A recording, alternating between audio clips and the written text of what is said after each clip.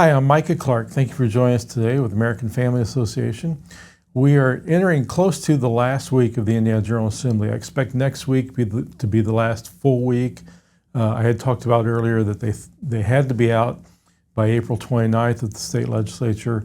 I'm hearing now they may try and get out by the 25th, which would be the end of next week. And we're in that process I discussed last week called conference committees. All bills are moving into this stage where they work out the differences between the two chambers, where you have bills that were amended in one chamber. And so, like, for example, if you have a Senate bill goes over the House makes changes, the Senate author then puts it into a conference committee if he chooses, he or she, if it's a significant amendment, and they want to make changes to that if the Senate doesn't agree with the House changes and vice versa. In a House bill, they will have a conference committee where the two bill authors and two others will get together, two Republicans and two Democrats, and work out differences. And then they have to sign a conference committee report agreeing on those changes and then vote on that report. And that is where you have the chamber, each chamber voting on the exact same language before it goes to the governor. Now, there's certain bills the governor's already signed. You may have heard that in the news. Those are bills that didn't have a conference committee. Maybe the House didn't change the Senate bill or vice versa, or they agreed to those changes and sent it straight to the governor. But that's there's a great number of bills, and you can look at this at the General Assembly website under the conference committee grid, it's called. There's a link to that. You can see all the bills, see who's been assigned to them, and they'll show different changes. You can also watch conference committees, although oftentimes the announcement for those is only a few hours. But there is a committee schedule as well for conference committees, and sometimes those are a day or two in advance. And you can view and watch conference committees at the Indiana General Assembly website if there's a bill you're really interested in. Now, I want to mention something real quickly because I had two emails this week, an alert on Monday and then my weekly regular Wednesday email where I talked about Senate Bill 478. This is a bill concerning hemp products. You say, what's a hemp product? Is that marijuana? It's similar. Marijuana and hemp are the same family. Hemp is supposed to be something that has a lot less of the drug, the psychotic drug that gets people high and causes problems, called THC. Hemp is what they used to make rope out of years ago. But there are, in my view, people who support marijuana legalization pushing for broader and broader hemp products to be sold which contain low levels of THC. And I believe that in many cases, not all, but many legislators backing this are doing a backdoor attempt to get marijuana into Indiana. Now, certainly not all of them. And I will say the intent of the bill as it came out of the Senate was to regulate these products that are out there now for sale in gas stations, convenience stores, health food stores, things like that. And they promise all sorts of benefits, but there are dangers to these because they are unregulated.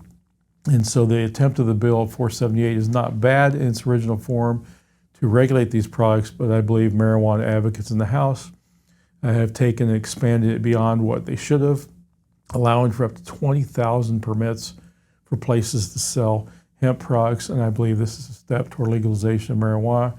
And on our website, we have multiple fact sheets about the dangers of marijuana, about medical promises made about marijuana that are disputed, research about it, problems other states have had. You know that if you've read my weekly emails. But this week, that bill passed the House, and it was changed dramatically.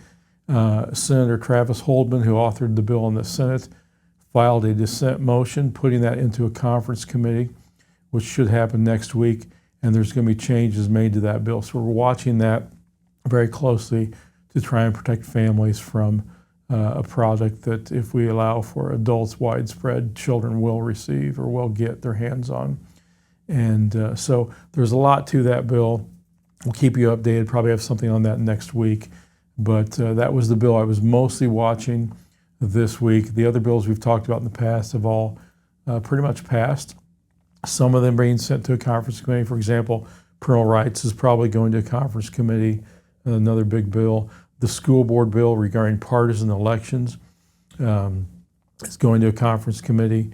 Also, the school board bill with sex education, Senate Bill 442, is going to conference committee.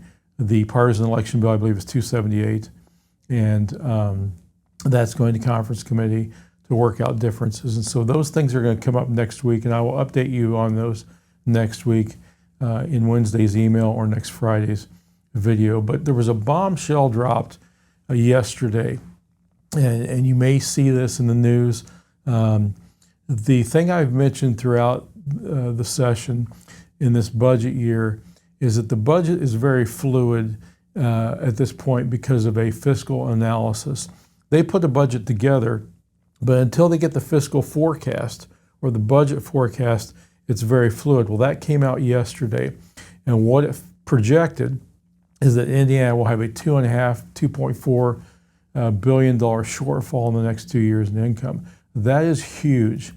That has sent legislators scrambling, panicking, and again, that's speculative, but a part of it's probably concern over tariffs or other things or economic things. Even though we've had some good economic reports, the forecasters believe Indiana is going to lose quite a bit of revenue over the next 2 years. And that has got your fiscal analysis in the State House, your people on the Appropriations Committee in the Senate, your Ways and Means Committee in the House, and your leadership is panicking over this. They're going to review the budget, look for cuts to make. This could mean tax increases. It could mean, probably will mean, more taxes on alcohol, cigarettes, or things like that, other taxes, users' fees, none of which are good for us. I don't believe if we're going into an economic slowdown that raising taxes of any kind is helpful. Actually, I think it's hurtful. But they have to fill this gap because we have a balanced budget amendment, which is a good thing. The budget has to balance. And so they have to make up that $2 billion shortfall in some way. I don't know how they're going to do that. I don't know where they're going to make cuts. They have a 2% increase each year in education, which is half of our budget. That's a big chunk of money. They could take it from there, but the political consequences of that would be very negative. And so I don't think they're going to cut the increases they make in education for this next budget, but they're going to be looking for places to cut spending. And that's not a bad thing in one sense. I believe government is much more efficient when they have less money than when they have abundance of money. They make wiser decisions. The old saying is always true. No person spends other people's money as wisely as they spend their own. And when governments have to cut back with 5 or 10% less revenue, they make wiser decisions. They don't waste money as much when they know that there's less of it to spend. And so in one sense, in the big picture, that's good. In the other sense, I don't know what's going to happen with the budget. I don't know what they're going to do. There's even talk by advocates, I think, I don't know that they'll do this, but there's even, I think, hope in the media that there will be marijuana legalization and taxing of that. That would be disastrous because that does not consider the social costs, which we have to pay for. They could raise taxes on gambling and other things. I have no idea what they're going to do. We should know by this time next week. We will know. But by midweek in my email next week, hopefully I can inform you of what I'm hearing at the State House, of what they're going to do. Now, we don't have a vested interest in most of the things in the budget at AFA, but I am concerned about what they may do that could harm families or economic prosperity if they raise taxes in certain areas. I do kind of wonder now if they regret signing the property tax reduction bill because they can't touch that now. The governor signed that into law. And so you will get some property tax reduction. Of course, the flip side of that is you might have your local income taxes raised as part of that too. And a lot of people are very upset about that, and understandably so. But so we are in a very, very fluid situation fiscally right now. And I'll have more for you that next week. We'll just see what they do. And it will probably go right up to the last day of the session. And whether it be the 25th, 24th, or the 29th, we don't know. This could bump the session back to the 29th now with this new news about the shortfall. So we will see what they propose. And there could be very well disagreements on how to do this. In fact, I think there will be between Republicans and Democrats, but also between the House and Senate. You could have two different arguments over how to fill this. And so it's going to be an intense last week as we close out this session. But I want to thank you for your involvement throughout this session on the other issues we've talked about for weeks and weeks.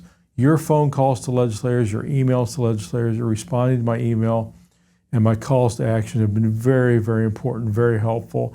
It helps me as I'm down there with my voice, and you have made a difference. We've got about almost 24 bills that I'll list for you at some point that I think are very positive accomplishments this session in terms of family values and conservative values. And that would not have happened without your help, without your support of American Family Association, without your prayers, but also without your action. So I want to thank you for that. I'll just close there and say thank you for your support. Thank you for your involvement. We're almost done. Stay involved. We'll keep you informed. Keep watching these videos and reading the weekly emails. So again, thank you. I'm Micah Clark for the American Family Association of Indiana. Have a wonderful weekend and have a blessed holiday. This is Easter coming up, the most important holiday in my view of the entire year, because churches will be filled more than normal. Many people will be going to church, hearing about the death, burial, and resurrection of our Savior, Jesus Christ. And so it's so important to pray for services this weekend. Invite somebody to come to your church for Easter. It may be the first time they hear about the gospel. It could change their life forever. And we will pray to that end that happens this Easter. Have a wonderful weekend. God bless. I'm Micah Clark.